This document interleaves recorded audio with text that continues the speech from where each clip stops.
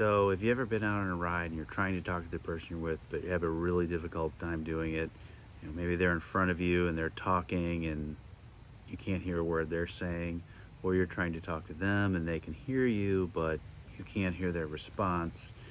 You do a lot of yelling, you'll do a lot of looking back over your shoulder, asking, what, did you hear what I said?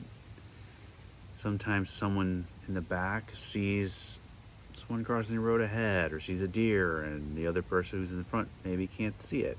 It'd be nice to be able to notify them about that. But just like in normal conversation, maybe you'll pull up alongside of the person to talk. You can talk for a little bit, but then cars come, then you got to fall back in a single line.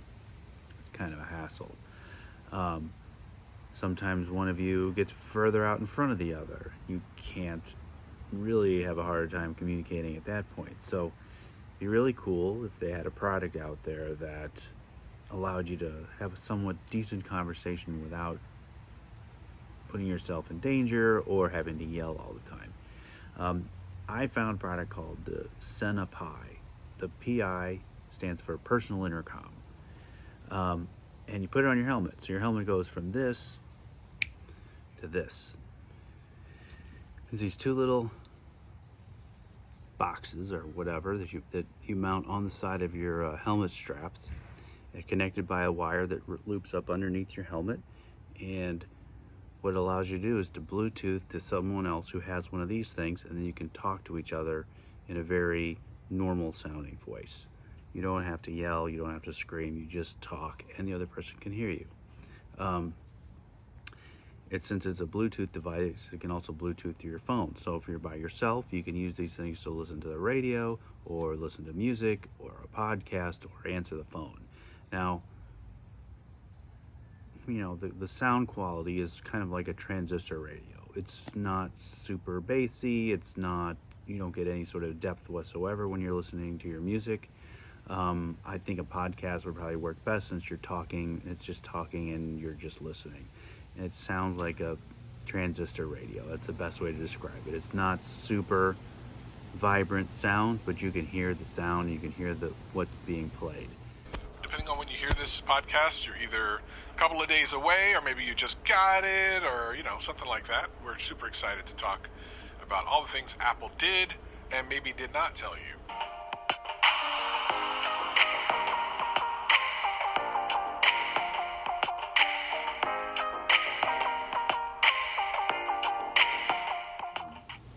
The Bluetooth connectivity with the other person is good for about a quarter mile, and when we tried it out, it really felt like you need to really have a decent line of sight.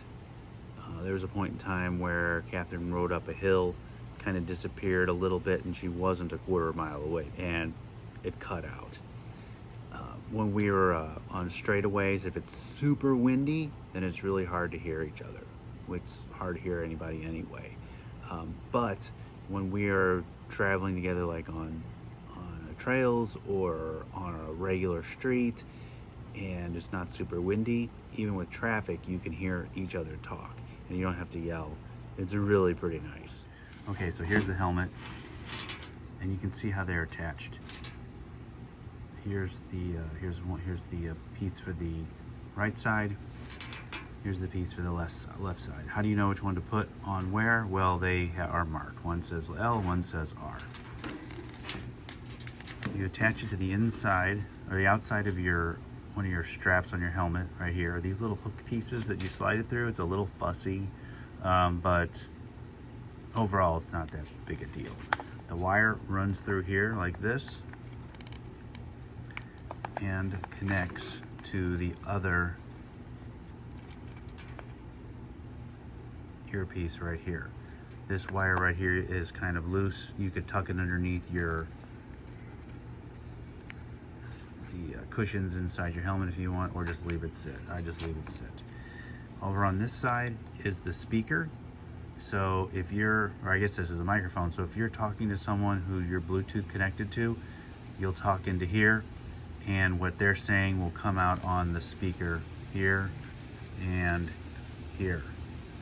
Now again, these things work with your phone, so you can Bluetooth this to your phone. So if you're by yourself, you can listen to the radio. You can take phone calls, radio. Listen to me. You can listen to podcasts. You can listen to music.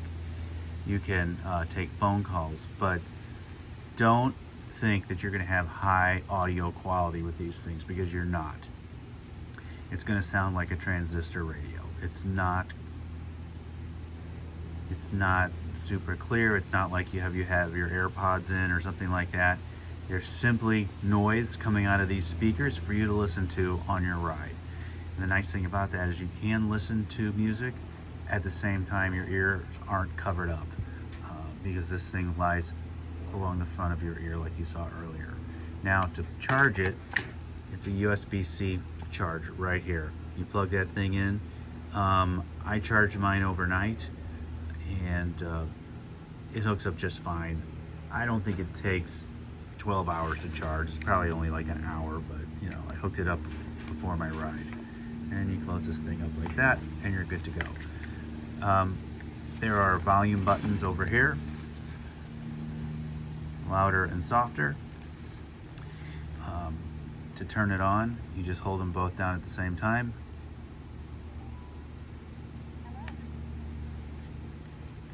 And it's flashing red, and now it's green. You get blue. It's blue.